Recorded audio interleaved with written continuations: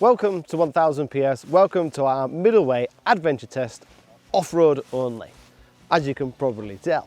So what we've got is the new Yamaha Ténéré updated for 2025, the V-Strom, the new Transalp from Honda, which is also updated for 2025, and the limited edition Tuareg Rally. Only off-road, we're not concerned about comfort. If you want to know what these bikes are like on the road, then see our video below somewhere, because we've already done that test. This is all about getting dirty and having some fun.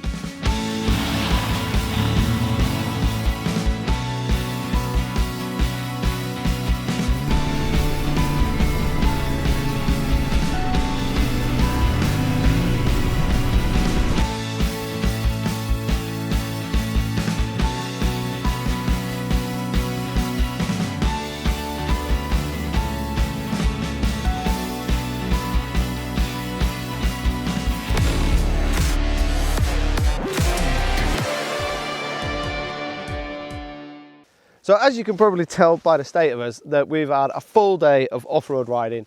It's kind of been on forestry trails here in Austria.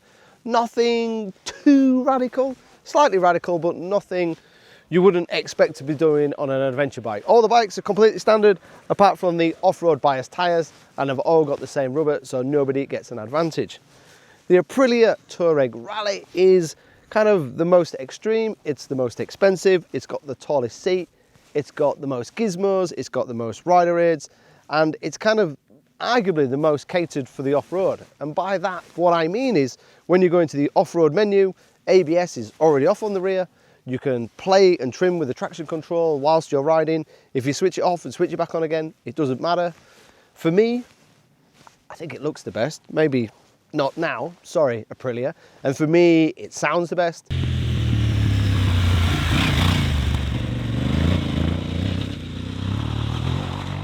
It's got the standard Euro 5 exhaust, which gives it a little bit more bark. There's a nice grunt from the airbox. You get a real charismatic feel to it.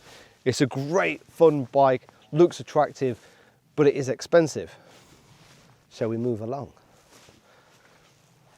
The Honda Transalp does kind of what it says on the tin. It is an adventure, middleweight adventure bike that can go off-road, and it is way better off-road than it was in 2024.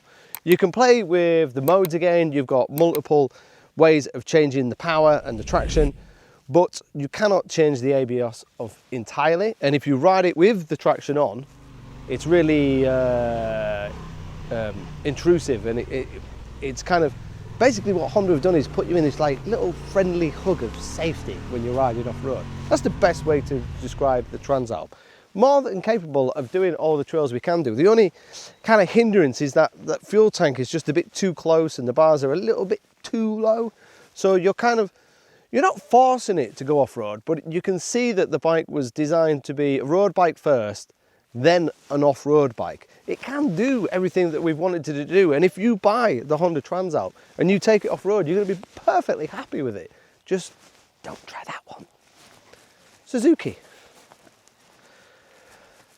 For me, I thought this bike was going to come out dead bottom last by 1,000,000 miles, because on paper it's by far the heaviest and arguably the most basic. But it's really surprised me. It's actually better off-road than the Honda. The dash is really simple and clear to use. You can turn the modes, you can turn the traction off. The riding position isn't too bad. The tank is still quite wide, but where your actual legs are, it's quite narrow. It's quite nicely balanced, there's loads of torque, there's real bark from the bottom end. The Honda's got nice mid-range, the Aprilia's a little bit revvy, but the Suzuki is just like, boff, off the bottom, loads of drive off the bottom. Really surprised how well the Suzuki's got. And if you didn't know the actual weight of all four bikes, you'd never guess that that was 30-something kilograms heavier than the Aprilia, because it carries its weight so well. It's got adjustable suspension, and it feels like to me that if you spent a little bit of money on the Suzuki, which is the cheapest bike here, you could really make something special. The Ténéré. I already kind of knew that the Ténéré was going to work because I've ridden multiple Ténérés in the past, and I know they work really well off-road. And it came to no surprise that I just clicked with this bike straight away. Got the new ride-by-wire fueling, We've got the new clocks, we've got slight tweaks to the styling, but you just feel really at home with the Ténéré. It feels like an adventure bike should. It feels like it was designed by somebody at Yamaha to make an adventure bike that should be an adventure bike. For me, it's the easiest bike to ride.